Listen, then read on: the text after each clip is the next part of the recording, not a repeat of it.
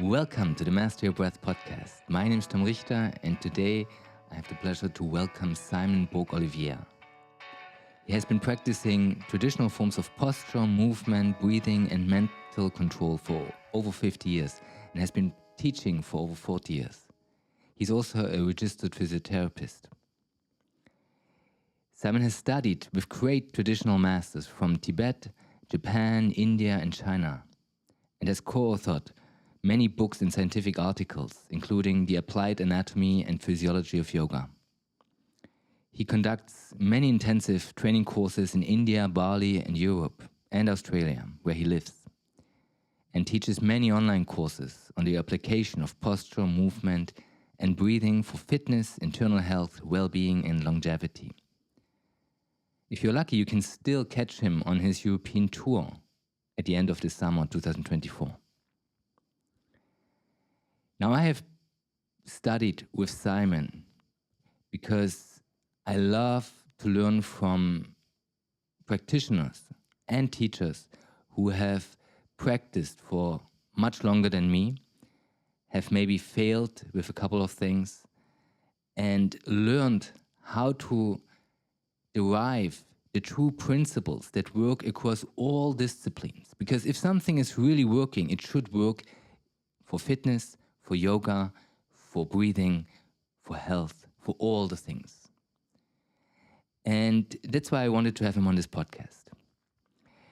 I also realized, especially after listening, after we recorded, after I listened to the whole conversation, which I really enjoyed, that we haven't even scratched the surface. And I really want to have him back on to talk more in detail about specific things that concern breathing, but also how to breathe in postures and many more things that he has to offer. He really is a wealth of knowledge, skill, and experience, all at the same time. I hope you enjoy this conversation, and without further ado, here is Simon Borg-Olivier. Welcome, Simon, to the Master Your Breath podcast. It's such a pleasure to have you here. Welcome. It's such a pleasure to be here, Tom. Thank you very much for inviting me. I'm passionate about breathing. I've been doing it for 64 years. 64 years. I was just going to say, you have been practicing everything from movement practices, breathing practices, mind practices for over 50 years. You have been teaching it for probably over 40 years, and you're also a physiotherapist and have some university education in the body and the biology of the body. And that's actually quite a feat in itself, just this vast experience, both practically applying the things, but then also studying them. So I look forward to this conversation, and I actually want to start with one little story that you shared in one of the courses that I was lucky enough to take from you. And it's how your father, when you were really young, I'm not sure, maybe it was 6, 7 years old, 6 years old. Yeah. 6 years old, he already introduced you to some breathing practices, probably for diving, if I remember correctly. Maybe if you can shortly go into that story, and because I have a son myself, 8 years old, and what was the intention of your father? Like, was it because he was interested in it? Was it because he wanted you to learn something? Maybe it was something that you were really curious by yourself. So, yeah, I'm curious to hear. It's actually really nice you asked me about my father, because today is his birthday. Oh, wow. And he passed away about 7 years ago. So I was thinking, how should I honor my father?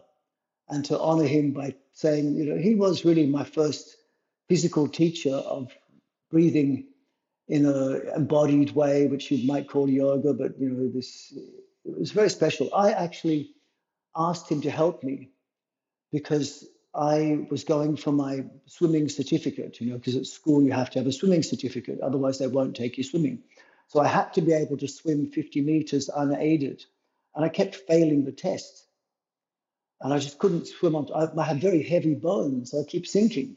So he sort of gruffly said, well, if you can't swim on top of the water, I'll teach you how to swim under the water. And my dad was, at the time, we were living in Germany, actually, and in Münster. which I'm very passionate about Germany. And we were, he said to me, you know, you need to learn just to not breathe, just be under the water. It's fine. It's not a big deal. Just stop breathing while you're swimming. And my father actually had been doing it since he was about 10 years old, because we were born in Malta. And Malta is a tiny island, you know, it's only 15 kilometers across and surrounded by the Mediterranean Sea. And actually, my father got given a medal by the Queen because as he was driving home on his bicycle one day, aged 15, a school bus had fallen off the edge of a cliff, and the bus went quite deeply underwater. The school children all got out. But when my father got there, they realized that the driver was still under the water, you know, in the cabin. So without anyone telling him to do so, he dived in the freezing cold night water of the winter of Mediterranean. It was quite cold there. And he got this guy out. And that was remarkable in itself. But what really struck me was that the man had been underwater for 20 minutes, unconscious. And, you know, normally they say that if the brain is deprived of oxygen for more than 5 minutes, you get brain damage. But he was with no brain damage at all, underwater for more than 20 minutes. My father brought him up, which was very good of him to do that, because he, of course, risked his own life to do that. And the guy was okay. And that really struck me, you know. So when my father talked to me about teaching me how to, you know, swim a lap of a pool underwater before I could swim it on top, he gave me a few clues. One was that breathing is not as important as people think, that actually it's more a sign of fitness to breathe less, whereas nowadays in the modern world, it's breathe more, you've got to breathe more. But actually, to me, that's a sign of sickness. Fit people run fast, do lots of things, and they hardly breathe at all. Sick people breathe lots while they're doing nothing. So he really made it clear to me that it's breathing less is more important than breathing more. He also said a couple of other things which really struck me, because it's, you know, I'm talking 58, 59 years ago almost, 58 years ago. And he said, never, ever hyperventilate before going in the water. Don't take big breath in, big breath out, just normal breathing. Then just exhale fully, take one breath in, and that's all, and then swim. Otherwise, he said it was very dangerous, and the dangers of hyperventilation have been well established, you know, and we can discuss that later. And then he also said to me the importance of relaxing while you're swimming. You know, like, for example, when I'm swimming underwater, I chew, I swallow. And these things help. I mean, in later years, I discovered that these things reset your nervous system back to a parasympathetic dominant state where you just don't feel the urge to breathe. And as you may know, as many people may know or not, when you swallow, you can't breathe. So if you're desperate to breathe and you swallow, it takes away the urge to breathe. So with every stroke, I've been swallowing for all of my life. And it was not so long ago, some years ago, when one of my German friends, actually, he came to Australia, visited me, and we were swimming underwater together. And he said to me, "What's that funny sound under the water?" I didn't know what he was talking about. Then we worked out it was me with every stroke. Boom, boom. And I just routinely swallow with every stroke. And these practices, which are like breaststroke swimming, form a lot of my practice today, which to me is yoga, but many people say looks like Qigong. But to me, I've been doing it as breaststroke underwater swimming since I was 6 years old, from the teachings of my dad. Happy birthday, Papa. Happy birthday. Bless him. Yeah, happy birthday to him. Wow. What a story. And so how did that continue from there? Because as I understand, you went into a lot of different practices, from martial arts to Tai Chi to yoga to various traditions of yoga, and then also started studying it. Maybe give a Yes. short A short how history. that happened. Yeah, a short history. Okay, well, not so long after my father taught me how to hold my breath to swim underwater, we traveled to Australia, and we came on a boat. And on the way to Australia, we stopped in South Africa, and a family of passengers came on. And the father, his name is Basil Brown. And Basil Brown was an athlete of quite significance in what was Rhodesia at the time, now Zimbabwe. And he had been given a lot of knowledge, probably either by the Indian yogis who'd come to live in Africa, there was a lot, or by maybe the Kalahari Bushmen. But he taught me Uddiyana Bandha, Nauli, and Lauliki, which are the yogic kriyas where you can suck your internal organs up, rotate the internal organs, and it's all done on an exhalation retention. And this was something that I loved doing. At first, I thought it was a party trick and it was a fun thing to do. But I kept doing it. And I would do it underwater while holding my breath out. I'd swim to the bottom of the pool and sit there for ages. My father, when we got to Australia, he, to great expense, but to my great pleasure, he built a swimming pool for us. So, in the summers of, all the way through to the beginning of winter, for 8 months a year, I'd be swimming every day. It was my main movement. And it would be doing essentially what later I found out were yoga postures under the water, holding my breath. And hold the breath in for a while, then blow out the air, hold the breath out, and do Nauli and Kriya. And so this became my teenage practice. Then I found what was also fun to do was to go into the bush in the middle of winter, the Australian bush, the forest. And it's a very rough bush.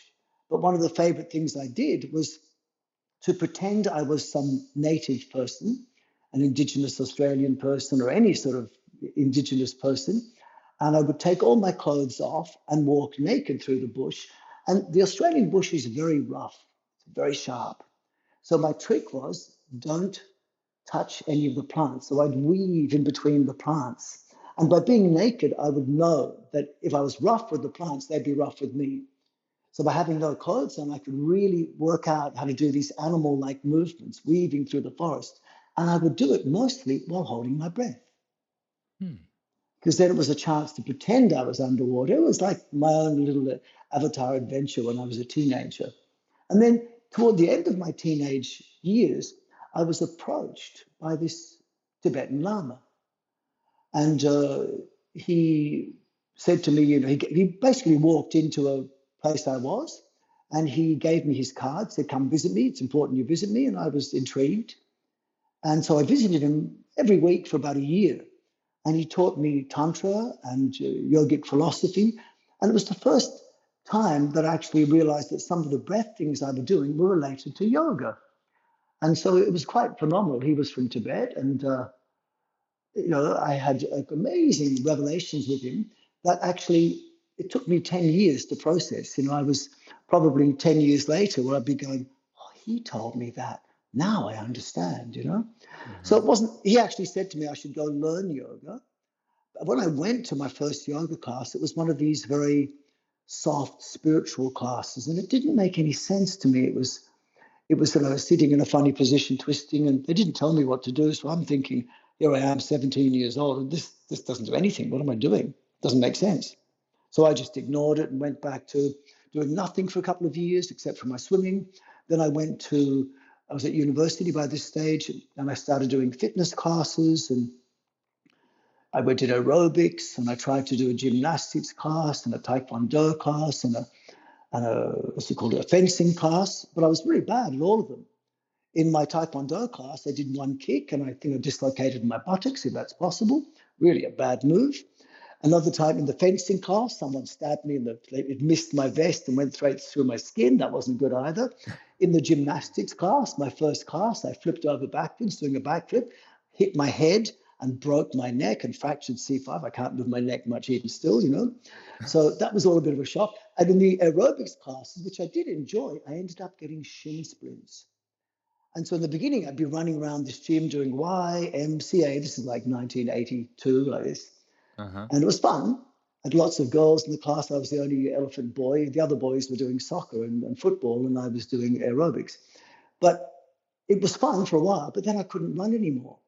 So the teacher put me in the corner, just sort of lifting my arms up and down. It was so boring suddenly. Then I said, do you have anything that could help my knees? And she showed me what essentially was a yoga posture, which they call Supta Virasana, which in retrospect, I don't know how it could help people's knees, but I think this was a special problem that was more shin splints, aggravation of the tissues in the front of the shin. And she showed me this posture and my knees instantly got better. And she said to me, I said to her, this is amazing. Do you have any more exercises like this? She said, sure, come to my stretch class. I thought, stretching? What's this, So I came to her stretch class, which was in the gym, and I learned these more exercises, and it was fairly average, but it was fun and nice people. Then one day she was sick. She couldn't come.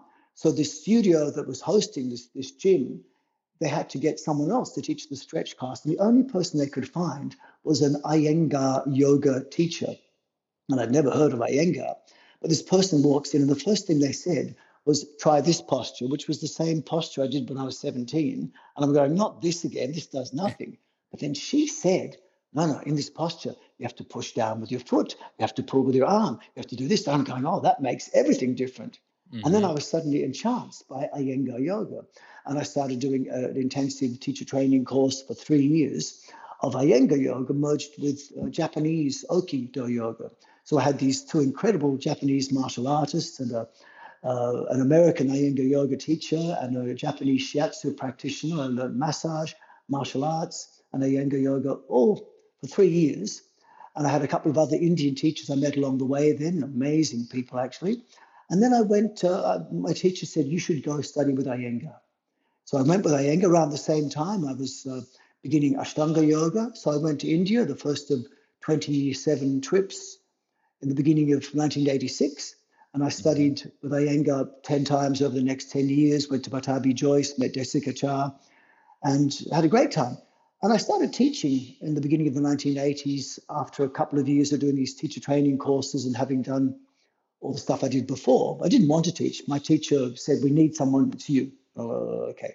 I didn't think I was a good teacher, but people liked my classes.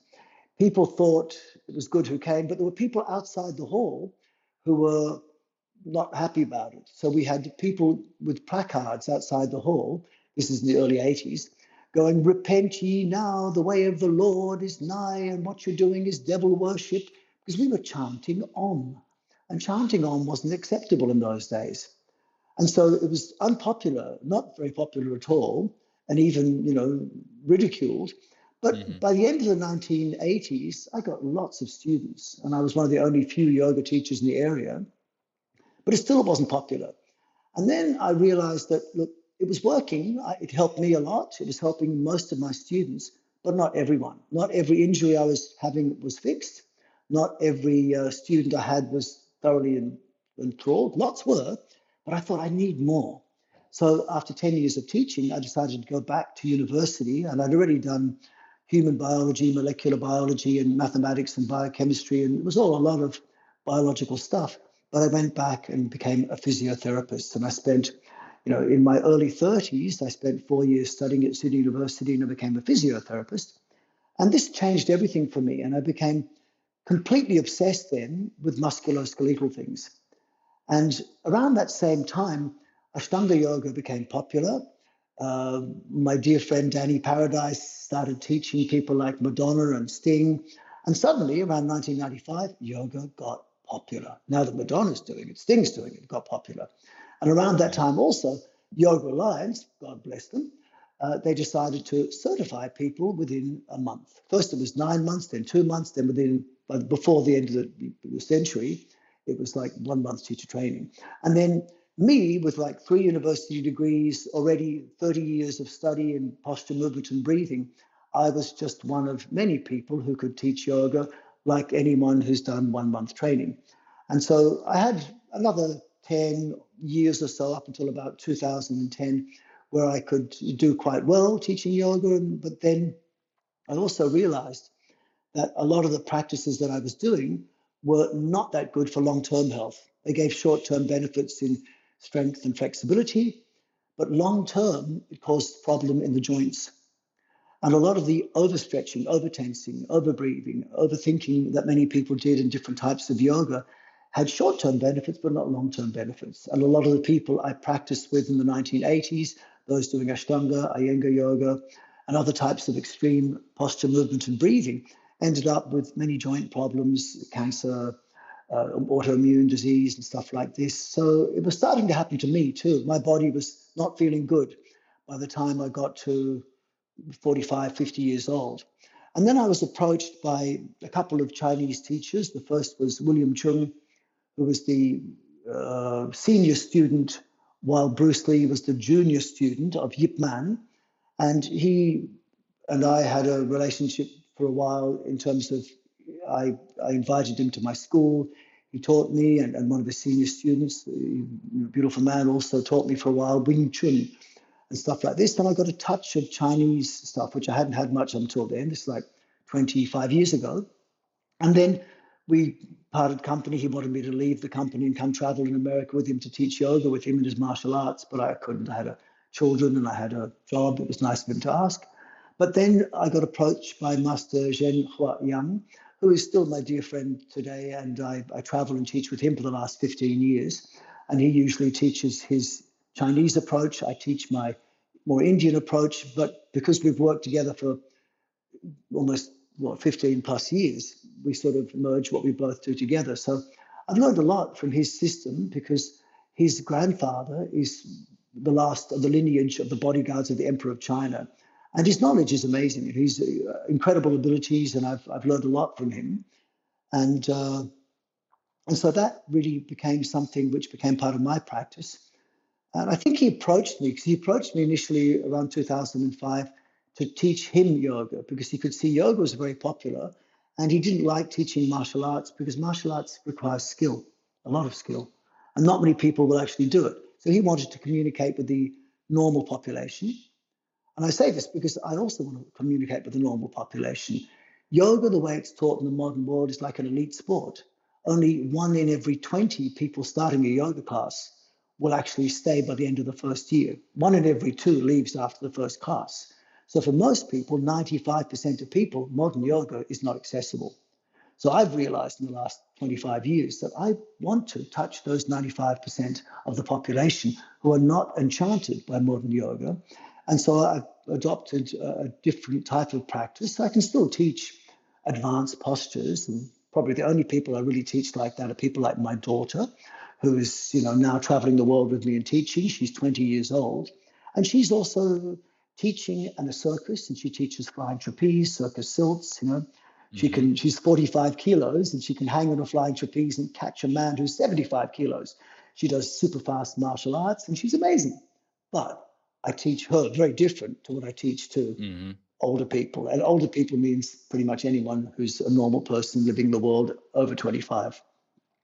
So that's what I've been doing. And the last, 10 or 15 years, of course, I stopped teaching casual classes. I just got sick of teaching these one-off casual classes. Last 15 years, I've mainly taught workshops and intensive trainings. And I love teaching teachers in groups and, enhancing their teacher training abilities. I love teaching therapists. And I love teaching individuals. I had a couple of wonderful one-on-one consultations today, which you learn so much. I learn so much every day from the people I meet. And I feel like I'm a beginner. Honestly, I feel like a beginner. Every day I learn something new. Yeah. My short history. Thank you. Thank you so much for sharing all of this. And it kind of leaves me with like 50 questions I want to ask you. So let me start at some point. I'll try to be quick. So it seems to me from your childhood that you shared that you were allowed to explore all these things, like from how you shared your story, it seemed like your parents were supporting all of this kind of free flow of going into the bush and being naked and communicating with the plants through your movement. And it's not the ordinary standard person that is teenager that would probably share a story like this. Can you say something? I think my parents thought I was a bit strange. Yeah, like, can you share something? I mean, also in terms of, when I teach my kid, I always try to share whatever I have learned in my yoga practice, in terms of breathing techniques, in terms of movement, in terms of healthy nutrition and all these things. But of course, staying within his context, that he, is still a person within this community of people that yes.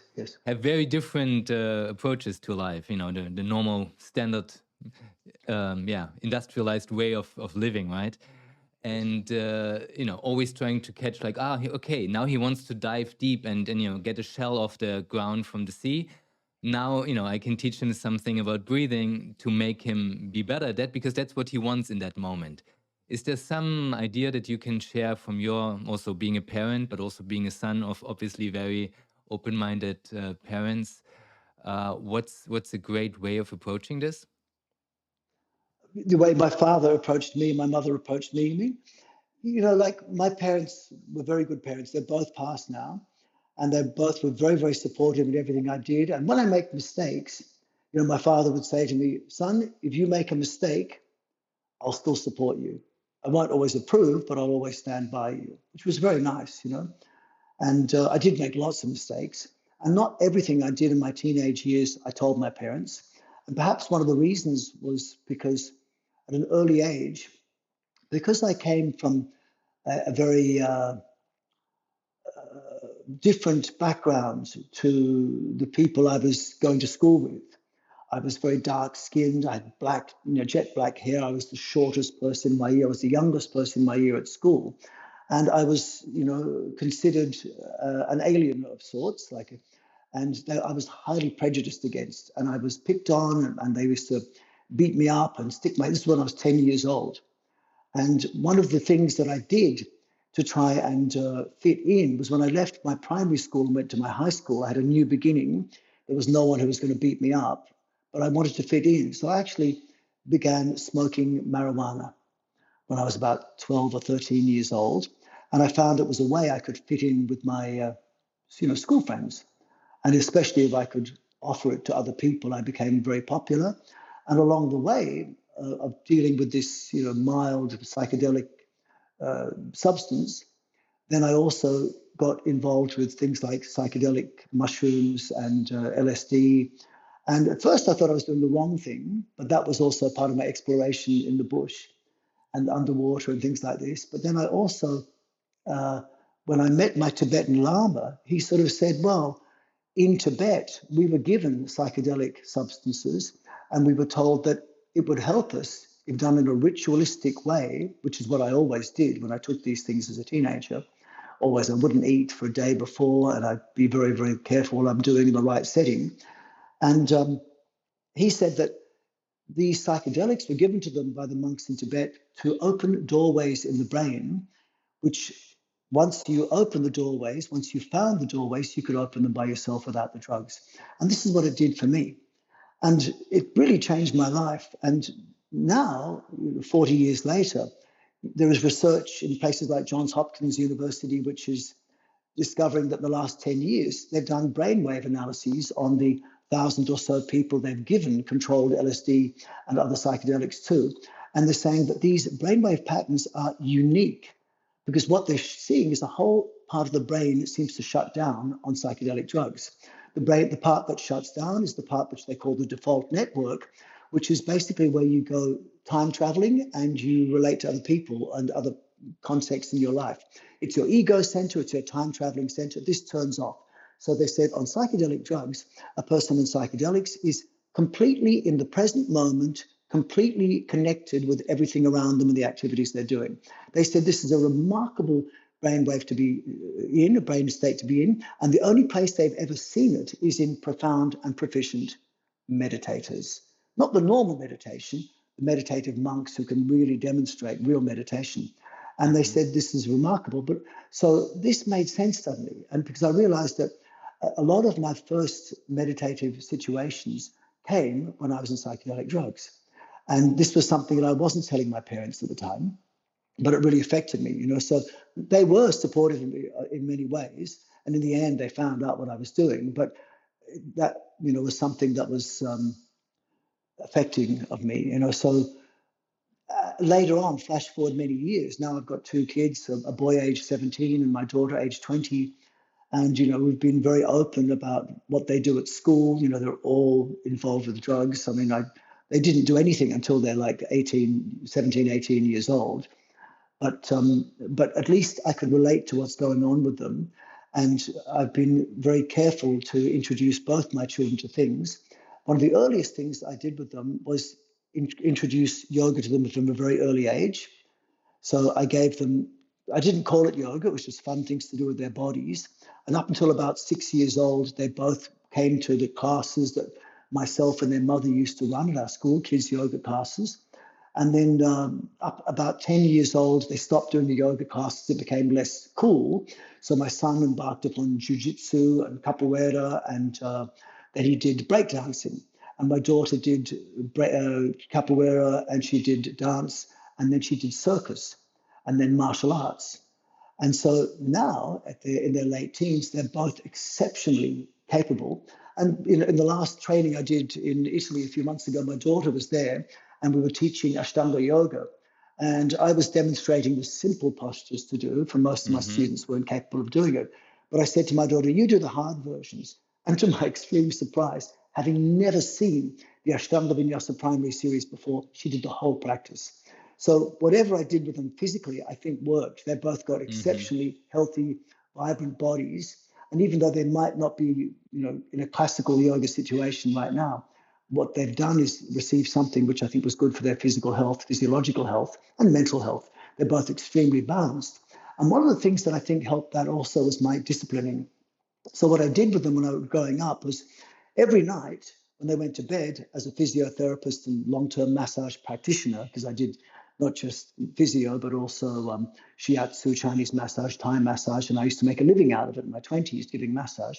I gave them a massage every night, and they loved it. I'd go really deep and mobilize their joints and really press their muscles, which also strengthens their bone mineral density, their tissue density, etc. And then, but on the nights that they'd done something wrong, I would say, tonight, no massage, kids. Tonight, you get a lecture on yama and niyama, which, for those who don't know, is the ethical disciplines of yoga, the philosophy of yoga. And every night, when this happened, they'd be like, oh, no, not yama again, yama, ahimsa.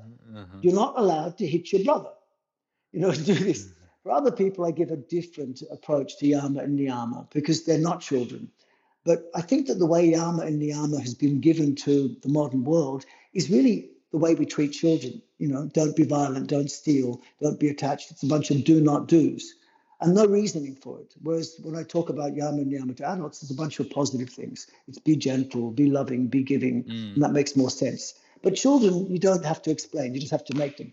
If you do this, you're going to get punishment. And the punishment is I'm going to give you a lecture on yama and niyama, and you're not going to get a massage. But they still remember it. And, they're very principled, beautiful young kids. And I'm really, I'm not an expert parent. I've only done it once, over the last 20 years. But I'm happy that the yogic education that I got from the philosophy of yoga, which I think you learn best on your mat doing the poses, that I passed to my kids in a way which I'm quite happy with. I love these. The kids are magnificent, wonderful creatures. I love them. And I think my father and my mother were great role models for me as a parent. They gave me so much. So I'm not sure if I've answered what you asked, but I've given something. Maybe. Well, thank you. Yeah, it's that's the best answers if you get something completely different than you would expect it, right?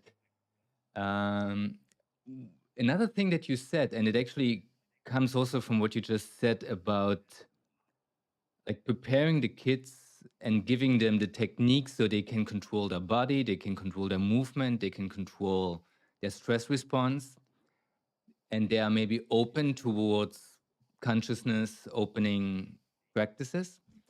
And first I was thinking, well, do you think that just by doing certain breathwork practices, certain meditative practices, can you actually get there without using those external drugs? And if yes, what's the requirement for that? Okay, I think there's two parts to this question. I think that certainly the yoga texts actually say you can do this. Like the Tibetan Lama said to me, the drugs are one pathway. It's temporary, but it gives you a sight in your brain as to how you can approach it, what to approach, and where to find it. I don't need to take any drugs. I can have that state happen instantly now. I recognize that everything is connected, and that to me is an ultimate realization that we're all connected as one. In that case, we should all treat each other like we're connected, like a loving family. That's the most important thing. But I think if you start with this from a very early age, if you connect with yourself from a very early age, it makes it much easier. And like you were saying, you can't give the average adult who's dysfunctional because of a dysfunctional lifestyle, primarily things like sitting on chairs that really muck people up, the stresses in people's life, the constant internet and access to online things has really messed people up also. I tried to help my children by not letting them sit on chairs. And so I was not keen on any particular education, but I took them to a Montessori school, which was a private school, not like Rudolf Steiner schools, but more like Rudolf Steiner than normal schools. And the one thing I picked the school for was not for the education system, but it was the school where they made them sit on the floor. Mm-hmm. And so what that did was it kept their bodies more natural. You can't take an adult and suddenly say you've been sitting on chairs too much, now sit on the floor. It won't work. You need to do this while people are developing. So my kids were brought up sitting on the floor, and that's why I could give them things which were quite advanced from an early age, because they developed it from an early age. Mm-hmm. And that's a big thing. That's a really big thing. So what I teach them and what I taught them is very different to what I teach other people. But for normal adults, we have to think, you are normal people living in a very unnatural world. In the Sutras of Patanjali, in the 3rd chapter, it talks about once you achieve a certain amount after yama, niyama, asana, pranayama, then you start to approach the possibility of obtaining siddhis, which they consider to be the superpowers, supernatural abilities. And many people approach yoga with the idea they're going to get some sort of supernatural ability. Often all it is just an ego trip. But the thing is, most people, I think, should more recognize and acknowledge we are normal people living in a very unnatural world. So if you even want to approach supernatural, the first step should not be attempt supernatural things. The first step is go from normal back to natural and then think about supernatural. But you know what? I'm happy. If I could just have the natural state that children have, I'd be happy for the rest of my life. I don't need supernatural. So what I mainly teach to most adults is natural breathing, natural moving, natural things, the natural way of behaving. And natural breathing, natural movement is such a good foundation for everything. And if I have students long enough, I will teach them pranayama, I'll teach them advanced posture, but you really have to have that basic go back to natural first. And I think that's the first step that's been missed in many breath control classes, many postural classes, and it's lost in a lot of sports, martial arts, etc. And the detriment that comes from this is that the physical body gets short-term benefits, but then long-term problems in the joints. The physiological body suffers because people do too much workout. And as in a workout, you actually stimulate the fight or flight response. You actually cause the body often to be filled with endorphins, which are like painkillers, adrenaline, cortisol, which are like coffee and cocaine. And when they overbreathe, they often stimulate a reduced blood flow to the brain, which is like marijuana. And many people feel great doing these practices of what I'll call overstretching, overtensing, overbreathing. And they go, yes, I feel amazing. I'm on a pranic high or a yoga high or a runner's high. You go, no, you're probably just stoned on your body's on marijuana, cocaine, caffeine, heroin at the same time. When people practice like this, they're not realizing they're causing damage. Next day, they get sore. But the reason they didn't get sore while they're doing it is because they're on painkillers, which they secreted because they're stimulating a fight or flight response. And when you're fighting, the body goes, don't stop fighting, otherwise you'll die. And they pump you with painkillers. So I try and practice in a way which does not provoke a stimulation of flight or fight response. That way you can feel if you're damaging your joints. And also what happens is with the fight or flight response, your body turns off what it considers non-essential functions. So when you're fighting, you don't need your immune system, you don't need your reproductive system, you don't need digestive system. So when you're experiencing stress in any form, these essential body systems for your health, happiness, and longevity diminish.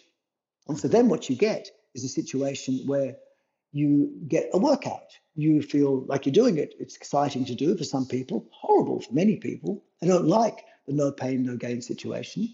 But then the next day they get sore, but then the next week they improve a bit. But then the long-term problems come with the joints because the joints no longer regenerate. Immune system degenerates, so it can't then heal. The digestive system degenerates because it can't absorb nutrients to build new substrates, new parts of your body. And your reproductive system switches off. And the reproductive system is not just about making new children or having sex. Reproductive system is about regenerating your brain cells, your skin cells. It's about regenerating you and building up the cells which are injured, which you destroy in your exercise. So the thing is, if you practice with a workout, at the end of it, you have less energy, more pain, more need for sleep and food. And I found that's not long-term sustainable. So what I do, most of my practice and what I teach is what I call a work-in. And at the end of a work-in, the practice gives you no pain, but it gives you more energy, less need for food, less need for sleep, and it's better for longevity. And then your immune, reproductive, digestive functions are enhanced, you have much more energy, and you feel relaxed. So I'm working for this idea about connection. I believe that yoga and all the words in the world which relate to yoga in places like China, like Qigong, like Japan, like the practices they do, they're like indigenous cultures of all over the world have their own yoga. They call it different things. It's about connection. And the best way to connect with someone is by sharing good energy and loving information with them. And you do that in your own body. I call the sharing of good energy enhancing blood flow with a low heart rate. The loving information is keeping that very relaxed, regenerative phase we call the parasympathetic dominant state, as opposed to the sympathetic flight or fight response. And then when you do this in a pain-free functional body, you work towards having a pain-free functional body. You don't need fancy poses. You do it in a way which creates lots of energy in your body while being relaxed. And this, if you've got lots of energy, no pain, you're relaxed, you've got a healthy body that can do things, it's an invitation for happiness. And that's what I practice within myself. It's what I teach to my students most of the time. And, 9/10 to 99 times out of 100, I'm practicing in this way.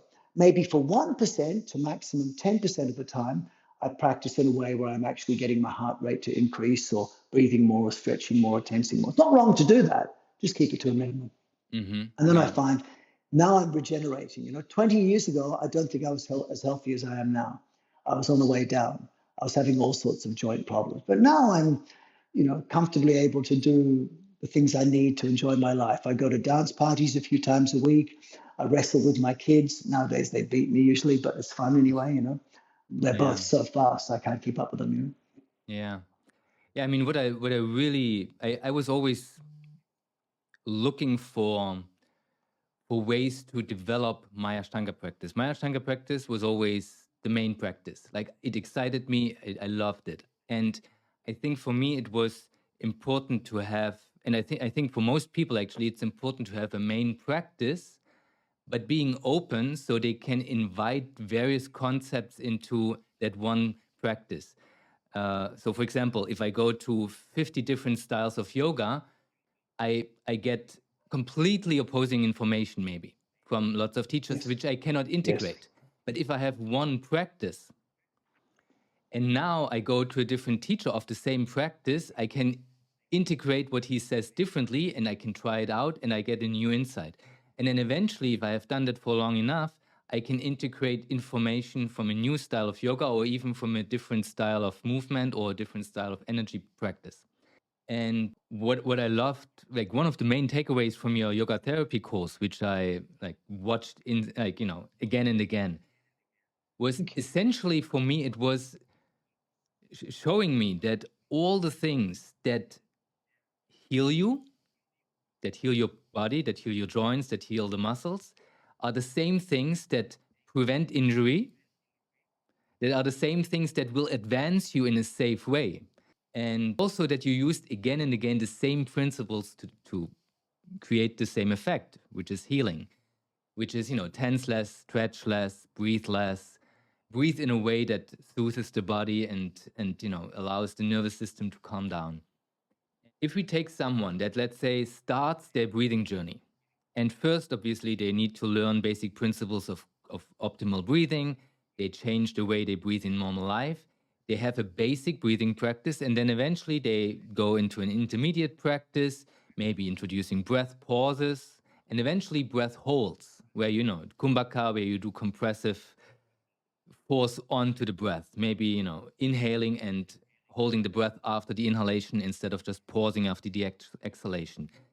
What would be your thoughts on what is a good way of applying this process, and what do you get from this learning a basic breathing practice and how to learn to breathe well in daily life, and what is in it when you actually learn to apply these advanced breathing techniques with pressure, with retention, and who should do it and when should it be applied? That may be something that would be interesting to me. Okay, that's about a 15-hour lecture.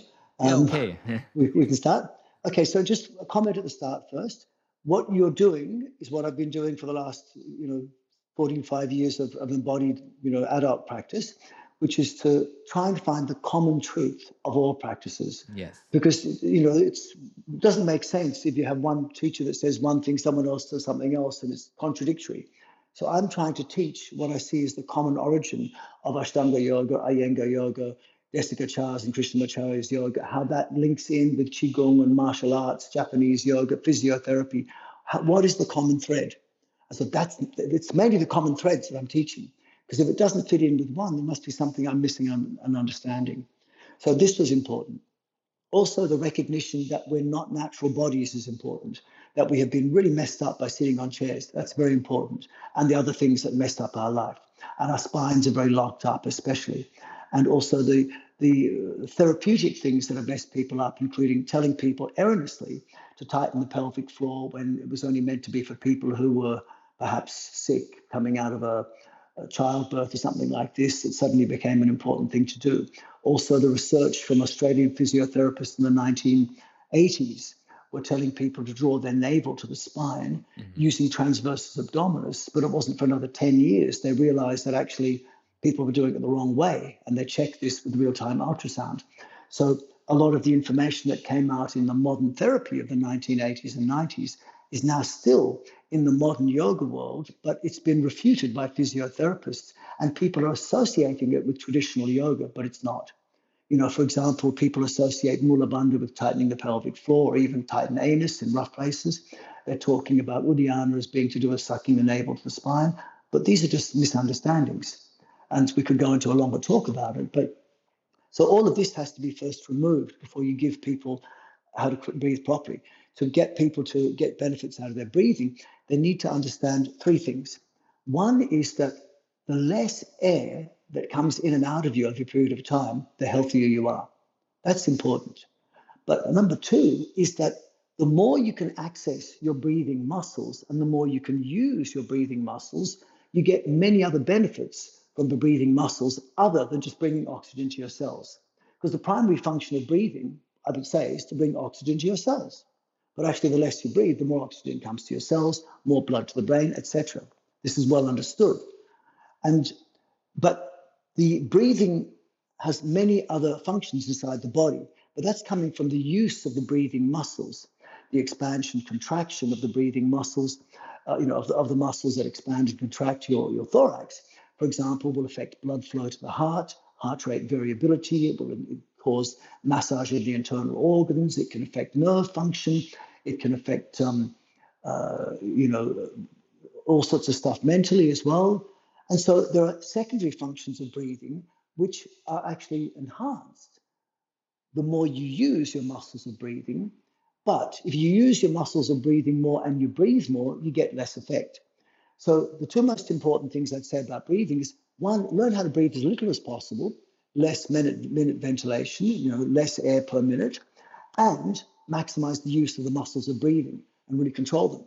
The third thing is recognize that the muscles of breathing are not really what we're interested in to access our unconscious mind. People often say breathing is the link between body and mind. You hear this sometimes. People often say breathing is the link between conscious and unconscious. You should breathe more. But actually, it's not the breath that connects conscious and unconscious or body and mind. It's the diaphragm, because the diaphragm is a special muscle in the body. The diaphragm has dual control, whereas a muscle like your biceps can bend and straighten when you tell it to, but won't work unless you tell it to. It's a conscious muscle. and other muscles like muscles in the blood vessels going to your brain, like in the carotid artery, there are muscles which can shrink or expand, turn on or turn off, but I can't tell them to do it consciously. It happens unconsciously. So we know there's conscious muscles, there's unconscious muscles, somatic nervous system, autonomic nervous system, but then there's also special muscles in the body like the diaphragm, which we can control consciously. If you just tell someone breathe into the abdomen, you're consciously using your diaphragm. But at nighttime, in your most regenerative cycle we call sleep, the muscle, the diaphragm works by itself. So it's both got conscious and unconscious control. And that's what makes it the link between body and mind, which means it's nothing to do with breathing. The breathing can or not happen while you're using your diaphragm. And it's better if it doesn't. But then there are other muscles in the body which also have dual control, including the things like the lips, the jaw, your salivary apparatus, your outer and inner eyes, your pelvic floor, front, back, and middle. And surprisingly for some people, the connection often by the psoas muscle, which connects the diaphragm to your hips and the way to the toes, and also your shoulders, which connect with your chest muscle all the way to the fingers. So what I get people to do when I'm regulating breathing is I talk about connecting with the bridges between conscious and unconscious, and they're all related to breathing. For example, you can read in Pattabhi Jois's book Yoga Mala, when he says, when we're talking about the vinyasa count of Ekam, Dve, Trini, for salute to the sun, he says the odd numbered vinyasas, eyes should look up. Drishti is up. Even numbered vinyasas, eyes should look down. Now we know that that vinyasa count means Ekam, 1, is inhale, Dve, 2 is exhale. So the thing is, you don't have to do this. You just have to look up and down. If anyone wants to try it, just spend 6 seconds looking up with your eyes, then 6 seconds looking down with your eyes. And if you just do this repeatedly while focusing on anything other than the breath, just focus on relaxing, making your eyes look up for 6 seconds, down for 6 seconds, you will automatically regulate the breath. So eyes looking up synchronizes with inhale because it's a part of your breath control muscles. So the 3 most important things that I teach about breathing, number 1 is breathe less. Number 2 is learn how to maximize the control and use of your breathing muscles. And number 3 is that these breathing muscles relate to the bridges between conscious and unconscious. And once these 3 things have been mastered, then you can start doing regulated control pranayama, which one of the most important things is, as you mentioned, learning how to control what you do with your muscles while not breathing. So, for example, many people think there are 3 parts to the breath, like in the Sutras of Patanjali, it says 3 parts to breath: breathe in, breathe out, don't breathe. But of course, you can hold your breath on a controlled pause just by stopping breathing normally, controlled pause. Or you can hold it with fully breath in or fully breath out or anywhere between. But that means that there's the possibility of 3 parts to breathing, or 4 extreme parts if you say breathe in, breathe out, or hold the breath in, hold the breath out. But there's also another 2 important parts. You can breathe out, hold the breath out, and pretend to breathe in. You can breathe out, hold the breath out, and pretend to breathe out. Or you can breathe in, hold the breath in, and pretend to breathe out. Or breathe in, hold the breath in, and pretend to breathe in. And if you breathe in fully, hold the breath in, and pretend to breathe out, this gives incredible facilities in your body. You increase intra-abdominal, intrathoracic pressure, and you can increase blood pressure. If you do it the right way, it can increase strength, and weightlifters use it. It's called in the West the Valsalva maneuver. In the East, it has different terms in Indian yoga. But if you do it wrongly, you can burst a blood vessel in the brain, you can die. It's risky. And then when you blow out all the air, hold the breath out and expand the thorax as if inhaling but not. That's called a Mueller maneuver in the West, which has incredible effects on the blood vessels and nervous system. It's used in cardiac surgery, and cardio physiologists use it. But in yoga, it's called Uddiyana Bandha of expansion. And you can do a Mula Bandha of compression. You can pretend to breathe into your chest, pretend to breathe out your abdomen while holding the breath out. And what these things do is they affect what in science we would call autogenous hyperbaric oxygen therapy or intermittent hypoxic therapy. You're doing things which have been shown by science to enhance immunity, to enhance strength, to enhance blood flow, to regulate internal organ function if done correctly and safely. But as I said, there are risks, and some of these things can also be potentially enhanced if you hyperventilate first. You breathe more than normal first, then you get rid of all the carbon dioxide, and then you can hold the breath a lot longer, because it's not the lack of oxygen that makes you breathe. It's the increase in carbon dioxide that makes people breathe. Wim Hof, for example, is very popular with this. He's popularized it. But many people don't know that unless you hold your breath for at least 5 or 6 minutes, the Wim Hof technique doesn't work. I believe all it's doing is just hyperstimulating your flight or fight response. And it's not enhancing immune health, it's actually just switching it off. So by breathing more than normal and maybe only holding your breath for a short time, like a couple of minutes, the net effect will be a reduction of immunity, immune function. And many people think, well, I don't get sick. But not getting sick might not be a good thing. Like, for example, someone who is working hard and very stressed, they won't get sick, and they're going, I've got 3 more weeks, I've got to work, and 3 weeks' time I'm going on holiday. I've just got to keep it up for 3 more weeks, I'll be fine. And the day they go on holiday and they rest is the day they get sick. And so it's the same is true with something like a Wim Hof technique. I'm not saying what Wim does is wrong, because he's probably a really good guy. I've talked to him once on the phone, he seemed really nice. But I know that what he does is he hyperventilates, and like me, he'll hold his breath for 6 or 7 minutes. That's fine if you do that. But if you hyperventilate and don't hold the breath, or you hyperventilate and only hold the breath for a few minutes, the breath, the overdoing of breathing, hyperventilation, your body thinks you're running away from a saber-toothed tiger or something like that. So it switches to flight or fight mode, which is the enhancement of the sympathetic nervous system. And your body thinks, I'm running away from an enemy. Therefore, I need to turn off non-essential functions, which includes immunity, reproduction, and digestive functions. So you don't get sick. But that doesn't mean you're not going to be sick in the future. Sickness is our body's way of cleaning itself out, of getting rid of toxins, of doing like a spring clean.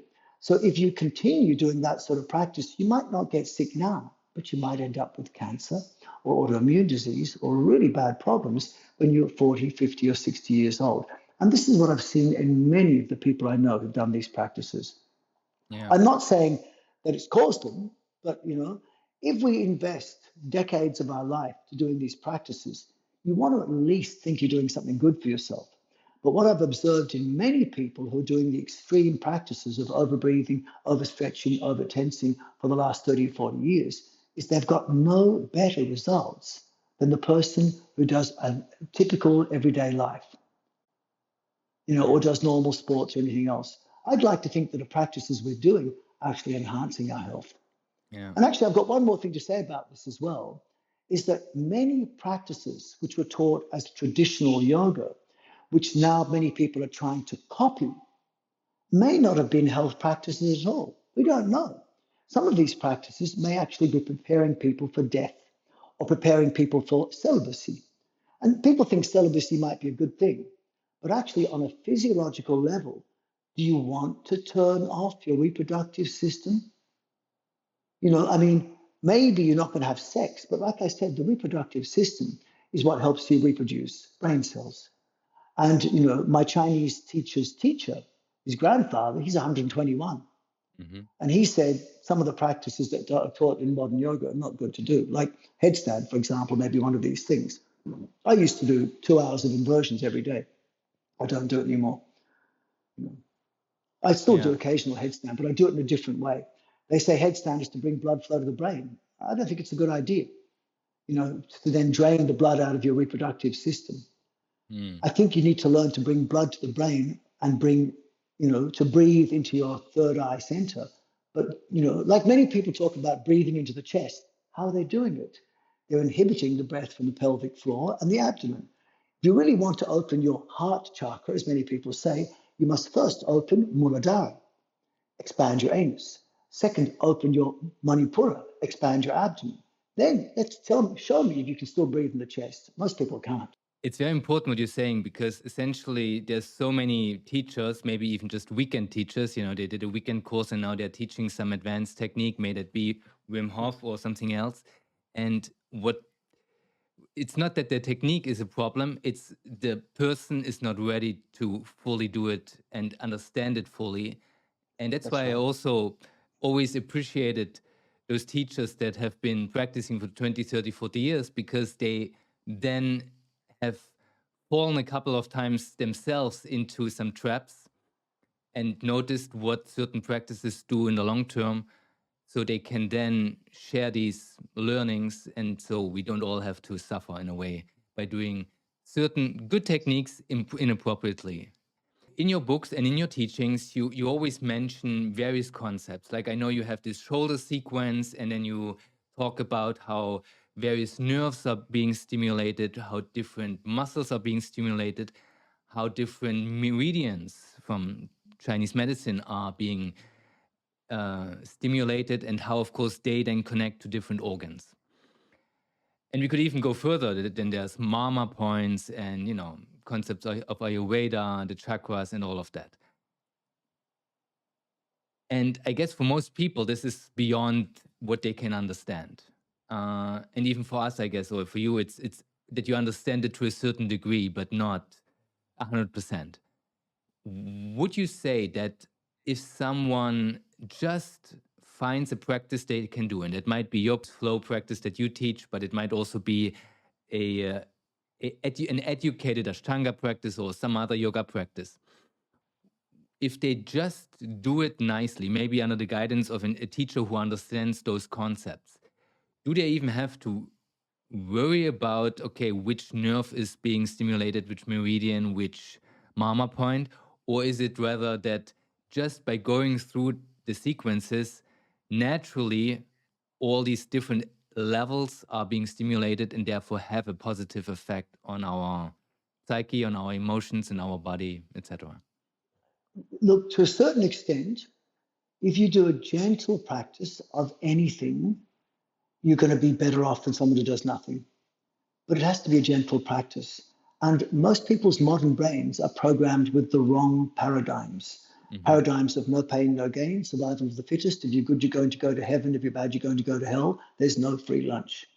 So many people actually suffer in the practice, but they think it's not suffering. They just think it's stretching or tensing muscles, and they think it's normal, get the heart rate up.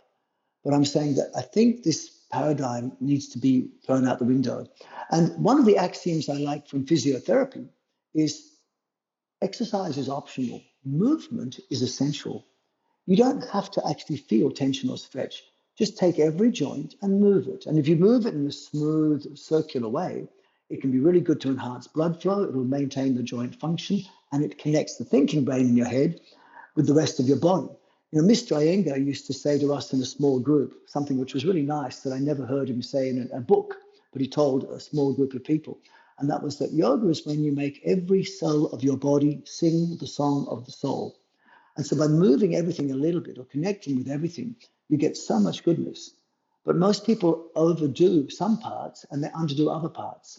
Even Ashtanga yoga can be done very well or very badly because our bodies are not really able, they're not ready to do it. So, for example, in Ashtanga yoga, you have a whole bunch of forward bends and you have a whole bunch of up dog, down dogs between. A person who is already flexible, who has flexibility and who's not using it to stretch the body out, is going to do very well, because what they can do is for every push up, they do push up dog, down dog, which uses, for example, the pushing muscles of the arms, triceps especially. Then whenever they do a forward bend, they'll use pulling muscles. And then that balances. But if you're only pushing and you're not pulling, it causes a problem. Part of that problem is enhanced by the fact that most people are using yoga as a stretching exercise. The yoga doesn't start until the stretch stops. So you can either have to be flexible first and then do yoga, or you have to do your yoga in a backed off way so you're not stretching.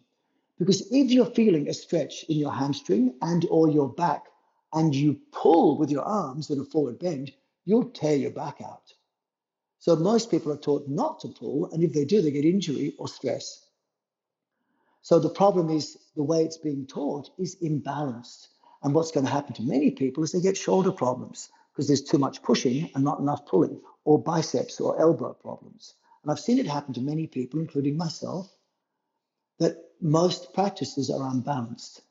And, in the Ashtanga sequence, for example, most people never get past primary sequence. 97, 80, 98% people don't practice more than primary sequence. And even some of the best practitioners, one of my dear friends is Gregor Mile, beautiful German man. You've probably heard of him. He lives down the road from me, and I have every respect for him and his wife, Monica. They're both very, very great practitioners.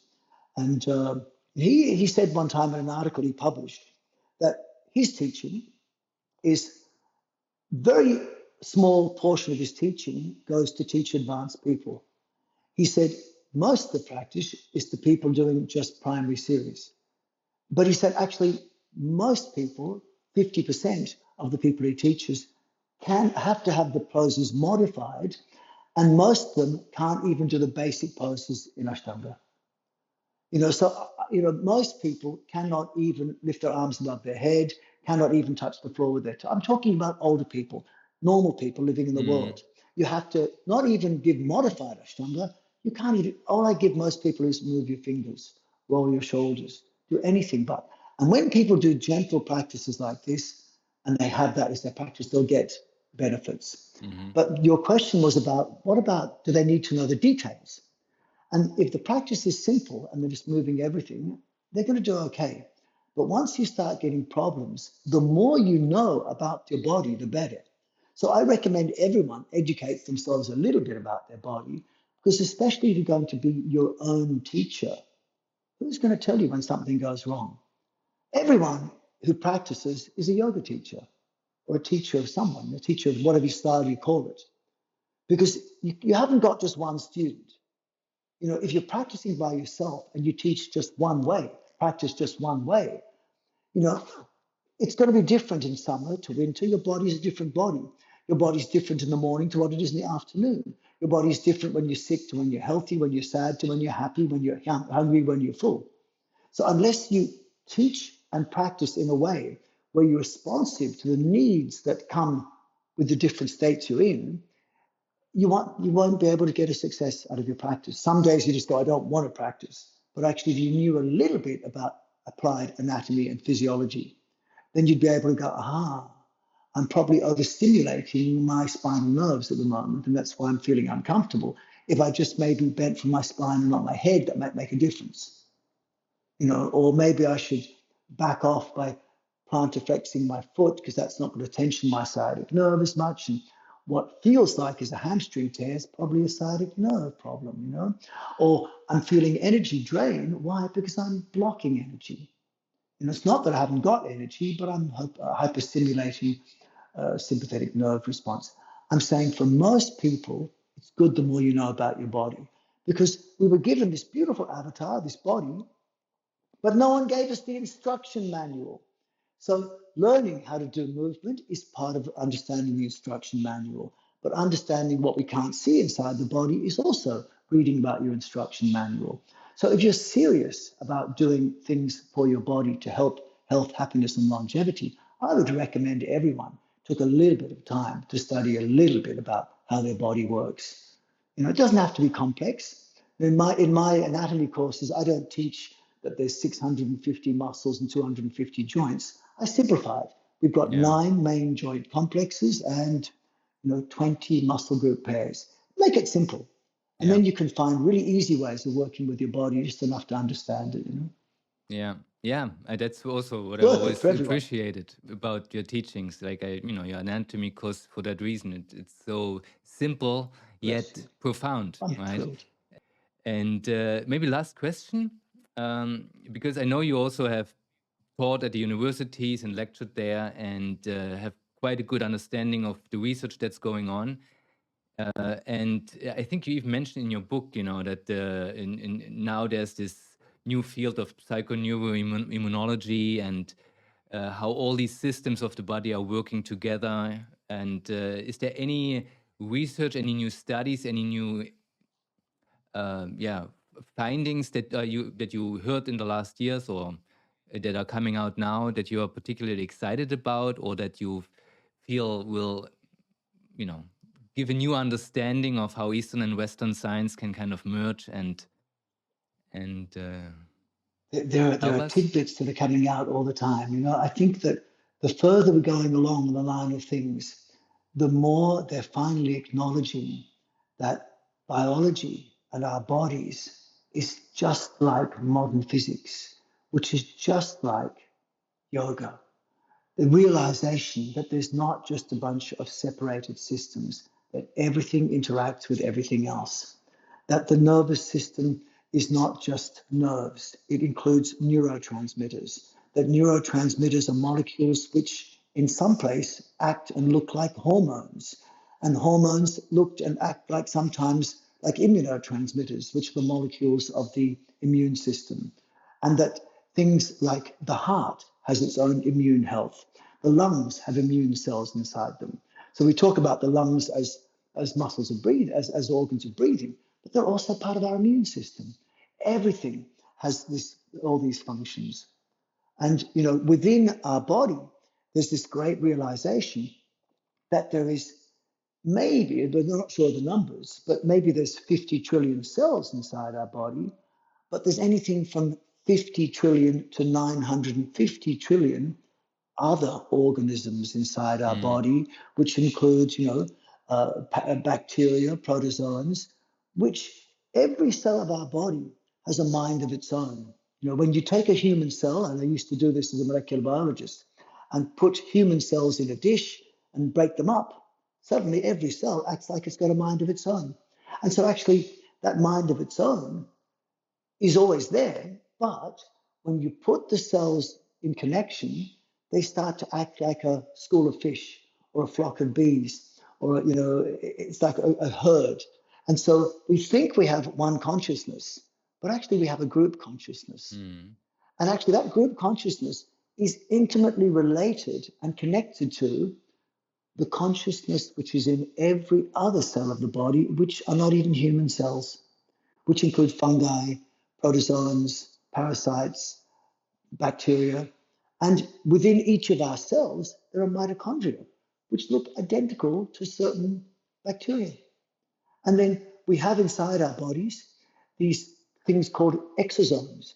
And exosomes look exactly like viruses. And there's this whole school of thought that maybe viruses are not infecting our body, but when we see a sickness, we see what looks like a virus, but actually it's an exosome.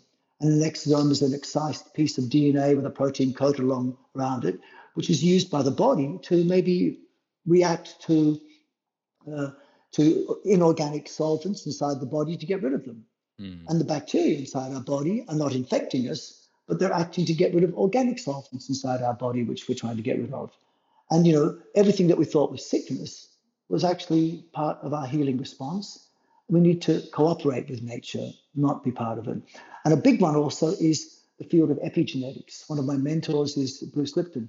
Oh, You know, okay. he's a wonderful man. I've done conferences with him, and I totally respect him. And if you haven't read his book, if anyone's listening to this hasn't read The Biology of Belief, Yeah, it's it's amazing. genes.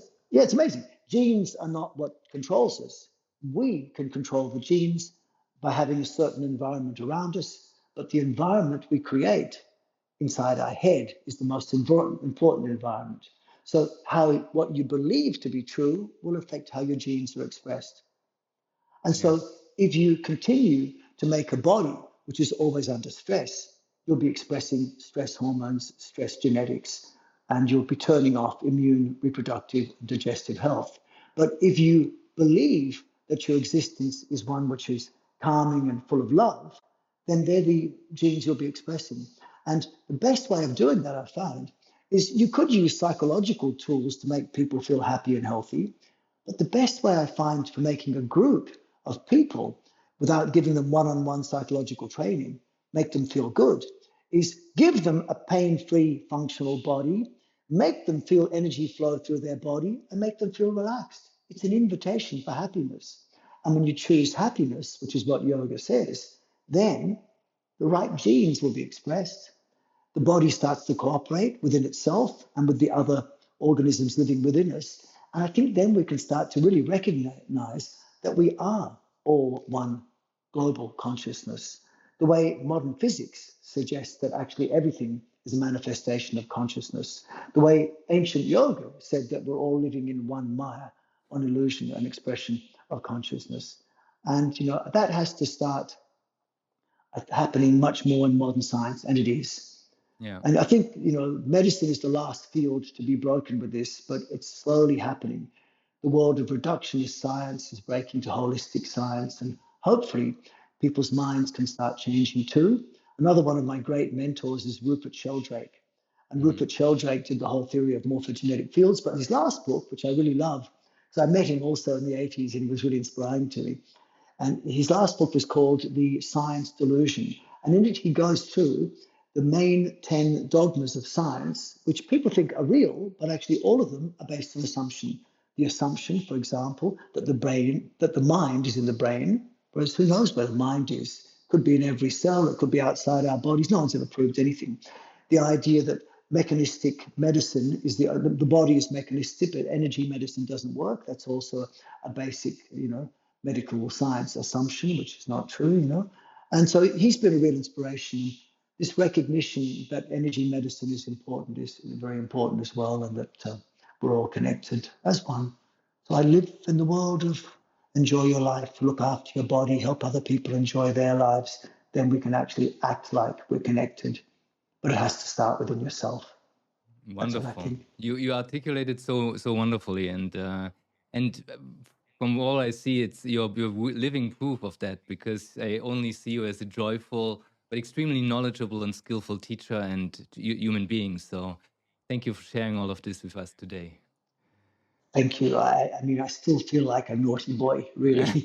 No, Maybe that's part but of it, of the sometimes joy. I look at these. I think it is, you know, because we've got to keep finding the child inside us. That's what makes life fun. Children laugh 300 times a day. Adults, you're lucky to get 3 laughs out of them. So I say, you know, breathe like a child, live like a child, laugh like a child, enjoy your life, look after your body, help other people enjoy their lives. And I'm still learning every day, you know. I think anyone who says they really know what's going on is dreaming. We have no idea what's going on. But, you know, it makes sense that we love each other, that we look after each other, we take care of each other. And, you know, the best way of doing that is by starting happening inside yourself. Make your own body feel connected and loved and treat it in a nice way. Get out of this paradigm of no pain, no gain, survival of the fittest. Life and love works with connection. Nature works by cooperation, not by survival of the fittest. This is known now. Yeah. Let's Thank you. cooperate. Let's be together. Thank you. Thank you very, Thank very, very much. It's such a pleasure to talk with you. I'm really inspired by what you're doing. It's my honor and privilege to spend this time with you. Thank you for saying that. And you are also traveling through Europe again in a couple of weeks. I will add the link so people can find you and hopefully check out one of your workshops when you are close by to wherever they are living. And thank you again for sharing all your wisdom today. And actually, I would love to have you on again, because there were so many things that we didn't get to explore today. So maybe in the future we can have Anytime. another conversation. Anytime. Thank And you. one day I'd hope to come visit you at your school as well. That would be, yeah, amazing. So let's talk about that as well. Thank you very, very much. Bless you. Much appreciated. Thanks. Thank you, Simon.